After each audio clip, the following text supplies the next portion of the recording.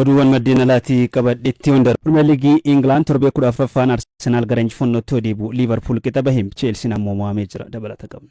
Flips it into the box and Marino's header finds the back of the net. Torbee 14ffaa tapha Premier League England Arsenal injifachuun dursummaa isaa cimsateem. Torbee darbee Chelsea waliin qixa kan bahe The Gunners kaleessa dirree isaa Emirates irratti Brentford Matee gool 2-0 injifateem. Dhibbeentaa 70 kubbaa to'atee kan taphate Arsenal gooliiwwan Michael Merino fi Bukayo Saka galchanii mo'ateem. Michael Arteetaan tapha torbee 13ffaa Chelsea waliin qixa bahan irraa taphattoota sadii jijjiiruun gara dirree seensaniin. Darbii London irratti jalqabarraa seenuun kan taphatan Julian Timber, Eberechi Eze fi Bukayo Sakaan teessoo irra otaan dursaan taphattoota garichaa Martin Odegaard, Ben White fi Noni Maduken jalqabarraa hiriiruun sochii taphaa fooyyee mul'isaniiru. Leensaan Arsenal Michael Arteetaan tapha kaleessaa booda ga'umsa garee isaaniitti akkaan gammadu dubbataniiru. Qabxii 3 arganneen dabalataa gooliin nutti hin galle kan jedhan leensichi akka namoonni nu hamatan kubbaa dhaabbii hin galchine kunis waan gaariidha jechuun dubbataniiru. Tapha kaleessaa irratti taphataa cimaa jedhamuun kan filame Ben White akka gareetti gaarii ture jedheen. Bara kana carraa taphaa gahaa akka hin argatin kan dubbate taphatichi amma booda carraa argateen waan gaarii mul'isu akka barbaadus dubbateera.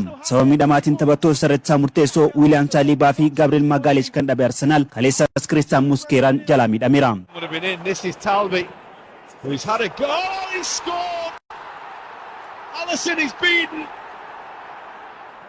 Champions League Liverpool ammas taphoota walitti aansee injifachuun gaara itti ta'ee jira. Dirree Anfield irratti Sunderland kan simate Liverpool kaleessas durfamaa turuun boodarra goolii taphataan Sunderland garee isaa irratti galcheen qabxii takka argate. Arne Slot tapha kaleessaa irratti Mohamed Salah teessoo jijjiirraa irra kaa'uun eegalanis milkoofne. Taatee liigichaa kan ta'e Sunderland boqonnaa deebii goolii taphataan sarara fuulduraa garee biyyaalessa Morocco Shamsuddin Talbi galcheen dursa qabatus Liverpool erga gooliin itti galee booda haga tokko dhiibbaa uumee taphachuuf yaale kubbaa Florian Wirtz gara goolii haleelee taphataan Sunderland Nordi Mukelen garee isaa irratti galchuun taphni goolii tokko qixaan xumurame. Leensaan Liverpool Arne Slot bara kana garee Sunderland kan hin mo'atin qofaa miti jedhanii dhugaa dubbachuuf jedhan Sunderland yoo ittisan qindoominaan taphatuun gara fuulduraatti yoo deemanis akkasuma kanaaf isaan biratti taphataa bilisaa argachuu hin dandeessu jechuun garichas jajaniiru. Gareen Enzo Maresca Chelsea dirree isaan ala gara istaadiyeemii Elland Road malee goolii 3-1 mo'ame. Torbee darbee taphataa hanquun Arsenalin qoree goolii tokko qixaan kan xumure Chelsea kaleessa caalmaa taphaa fudhatus carraa uumee goolii galchuu hin dandeenye. Leeds United gooliiwwan Jacob Bijol, Tanaka fi Dominic Calvert-Lewin galchaniin qabxii 3 milkeeffateera. Goolii tokkitti Chelsea mo'amuu jalaa hin baasin kubbaa Jamie Gittens mijjeesseef Pedro Netotu galche. Pedro Neton barana liigichaan goolii 5ffaa galchuu isaati. Gareen Unai Emery Aston Villa dirree isaatiin ala goolii 4-3 Brighton injifate. Unai Emery leensaa Aston Villa argataan booda taphoota 63 injifataniiru. Kun seenaa Aston Villa keessatti leensaa taphoota Premier League hedduu injifatan isaan taasisa. Kaleessuma Nottingham Forest Wolves Crystal Palace Burnley qabxii wal fakkaataa goolii 1-0 injifataniiru. Taphni xumuraa torbee 14ffaa Premier League England murkii Manchester United West Ham waliin taasisaniin goolabama. Premier League England Arsenal qabxii 33 yoo dursu City qabxii 28 itti aana. Chelsea fi Aston Villa qabxii 24 qixa qabaatanii goolii wal caaluun sadarkaa 3ffaa fi 4ffaa irratti argamu. Erling Braut Haaland goolii 15 galchuun baay'ina goolii galchuu liigichaa dursuu irratti argama.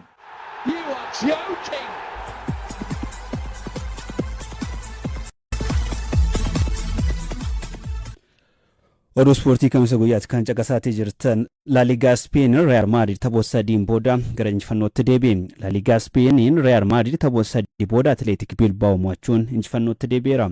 Los Blancos taphoota La Liga 3 darbee Elche, Rayo Vallecano fi Girona waliin qixa ba'uus injifannoo kaleessa argateen qabxii tokkoon Barcelonaan caalamee sadarkaa lammaffaa cimsate. Kilabichi erga baatii tokko dura Valencia injifateas kaleessa injifachuu danda'e. Dorgommii hundaan taphoota 5 keessaa tokko mo'achuun Xavi Alonso dhiibbaa keessa galus kaleessa goolii 2 Kylian Mbappé fi Camavinga dabaleen goolii 3-0dhaan Athletic Bilbao mo'atee jira. Klabiin Busquets Athletic Bilbao'n bara darbee dhaqaa galaan Real Madrid injifatus kaleessa milkoofne. Kylian Mbappé liigichaan taphoota 15 goolii 16 galchuun baay'ina goolii galchuu liigichaa dursuu irratti argama. La Liga Spain kanaan Barcelonaan qabxii 37 yoo dursu Real Madrid qabxii 36 sadarkaa lammaffaa irratti argama.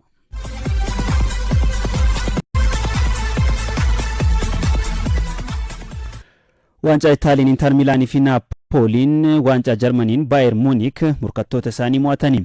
Waancaa Itaaliin Inter Milaan Napoli Atalanta taphannuu xumuraatiif gahanii jiru. Inter Milaan goolii 5-1 Venezia yoo injifatu goolii injifannoo Turam 2 akkasuma Diouf fi Esposito'n dabalanii galchaniin mo'achuu danda'e. Inter Milaan Nusa xumuraa Roomaa fi Torino keessaa kan mo'ate waliin morkata. Kaleessuma Naapooliin peenaalitiidhaan goolii 19 Kiliyarii injifachuun marsaa itti aanuuf darbe. Taphaan Lorenzo Luca Naapooliif Sebastiano Ipposito Cagliariif gooliiwwan taphattoota galchanidha. Peenaalitii adda bahaniin Maatiyaa Fileechii fi Zito Lomovomboon peenaalitii Cagliari taphattoota osoo hin galchin hafanii. Kaleessuma waancaa Itaaliitiin Atlaantaan goolii 4-0 Genoa injifachuun Nusa xumuraatiif darbeera. Waancaa Itaaliyaa kanaan har'a AC Milaan, Laazio, Bolonyaan Paarmaa waliin taphatu.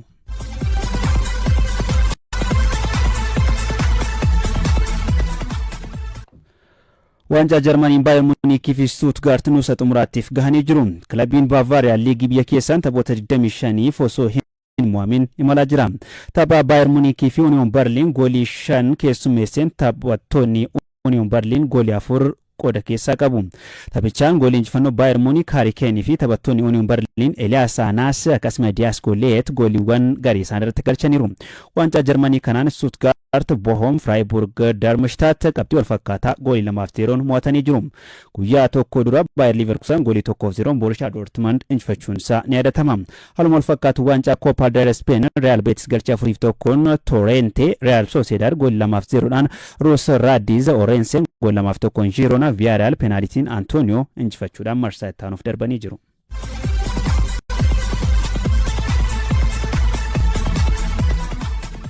Oduu keenya xumuraati waancaa addunyaa bara 2026 biyyoota 48 hirmaachisuu Ameerikaatti ramaddiin ni baha. Ramaddii Waashingten jiddugala Keenediitti bahu kanarratti pirezidaantiin Ameerikaa Doonaald Tiraamp ni argamu jedhamee eegama.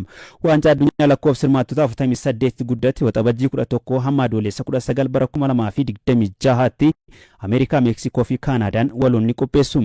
Waancaa addunyaa bara 2022 Kwaatar qopheesse irratti biyyoonni 32 hirmaatan waltajjii kanarratti qooda fudhatu. Biyyoonni 48 waltajjicha irratti hirmaatan keessaa 42 darbuu isaanii mirkaneeffatanii jiru. Biyyoonni 6 tapha mo'anii darbuu carraa hirmaachuu isaanii kan adda baafatan ni ta'a. Biyyoonni 48 waltajjicha irratti qooda fudhatan ramaddii 12tti qoodamuun kan dorgoman ni ta'a. Biyyoonni ramaddii jalqabaa irra ta'an shaampiyoonii addunyaa Arjentiinaa qopheessitoota 3 Ameerikaa, Meeksikoo fi Kaanaadaa dabalatee yeroo 5 waancaa kan fudhatte Biraazil shaampiyoonii yeroo 2, Firaans yeroo 4 kan mo'atte Jarmaniin akkasumas Speen, Ingilaand, Poorchugaal fi Neezerlaand, Beeljiyeem as keessatti argamu. Yeroo jalqabaatiif waltajjichaaf kan darban Keep Verde, Joordaanii fi biyyi xiqqoon Kaariibiyaan Kuraasaawwan morkattoota isaanii kan beekan ni ta'u.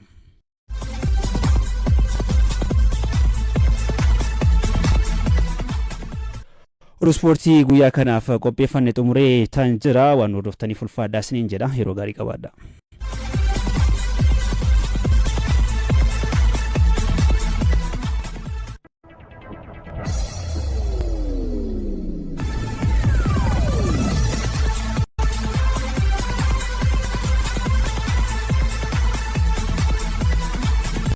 Fiifaan kilaboonni taphattoota waancaa Afrikaa irratti hirmaatan gadhiisuun torbee dabalataa akka argatan godhe. Taphattoonni ciccimoon kan akka Ibrahim Bemo, Ashraf Hakimi, Nasser Mazraoui, Ahmad Diallo fi Ryan Ayat Nouri waancaa Afrikaa bara 2026 Morookoon qopheessuu irratti ni hirmaatu.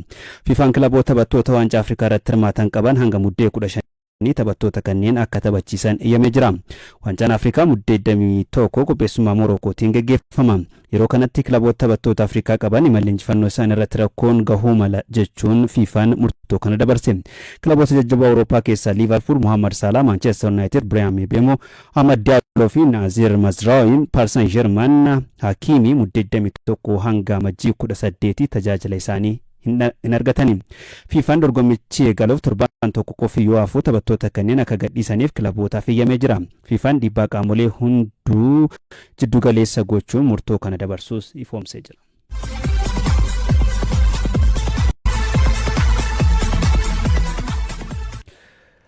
Pirimeer Liigii dubartoota Itoophiyaa torbee 10ffaan Shaggar Buna Sidaamoo injifatu Arbaa Mincii fi Hawaasaan qixa bahanii. Tapha ganama har'a taphatameen kaleessa taphatameen Shaggar Buna Sidaamaa goolii 1-0 injifatee jira. Sarkaal Ambassaa goolii injifannoo Shaggariif taphattuu galchiteera. Sa'aatii booda morkiin Arbaa Mincii fi Hawaasaa goolii 1 qixaan xumurame. Kaleessuma taphni Itoo Elektirikii fi Buna Ergaa Caffee injifannoo Itoo Elektirik goolii 4-0dhaan xumuramee jira. Itoo Elektirik barichaan taphoota torbee 10 injifachuudhaan qabxii 30 Pirimeer Liigii dubartoota Itoophiyaa kana dursuu irratti argama.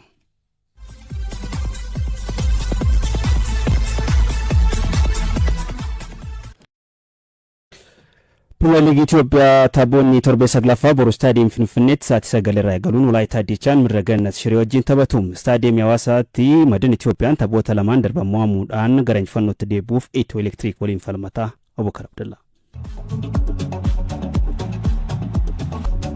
CB Premier League Itoophiyaa iddoo lamatti qoodamuudhaan istaadiyeemii Finfinnee fi Hawaasaatti dorgomaa jiru taphoonni torbee saglaffaa boru irraa eegaluun hanga dilbataatiin ni taphatamu. Dorgommii liigichaa torbee darbeetiin istaadiyeemii Finfinneetti qofa kaardiin diimaan 5 kennamuun hanqina naamusaa bal'inaan kan itti mul'ate ta'uu koreen dorgommii fi naamusaa dorgommichaa beeksiseeti jira. Taphoota liigichaa torbee saglaffaan boru istaadiyeemii Finfinneetti sa'a 9 irraa eegaluudhaan Walaayittaa Diichaan Mirreegannat Shiree waliin morkii taasisuun kilaboonni as dhiyeenyatti gahumsa fooyyee mul'isaa jiran gahumsa sana itti fufuudhaaf morkii taasisanidha. Walaayittaa Diichaan taphoota darban keessaa 3 qixaan ba'uun tokko injifatee sadarkaa 17ffaatti ol siqeera. Kilabichi jalqaba liigichaa baranaatti taphoota walitti aansuudhaan erga mo'amee booda leenjisaa Gabra Kiristoos Biraaraa hojiirraa ari'uun taphoota asdiyootiin leenjisaa yerootiin leenji'aatii ture. Leenjisaa kilabicha keessatti seenaa gaarii hojjetan Masaay Tafariis gara kilabichaatti deebisuudhaan sadarkaa gadii keessaa ba'uuf morkachaatii jira. Shireen torbee ja'affaatti Machaal waliin qixaan erga bahee booda taphoota lamaan darbaniin Hawaasaa fi Dirree Dhawaa walitti aansuudhaan injifate.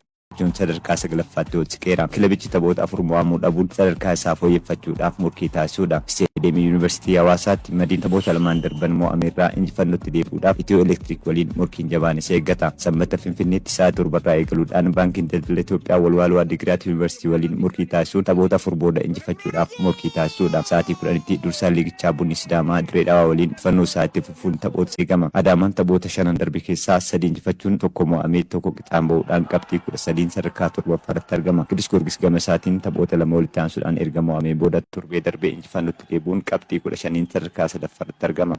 Batuma sa'aatii 12tti Shaggar Bahar Dar waliin morkata. Dilbata istaadiyeemii Finfinneetti Hawaasaan Machaal Maqaleen Faasil waliin morkatu. Hawaasaatti immoo Nageellee Arsiin Hadiyaa Hosaanaa Arbaa Minch Buna Itoophiyaa waliin morkii taasisaniin taphoonni torbee saglaffaa gulabamu.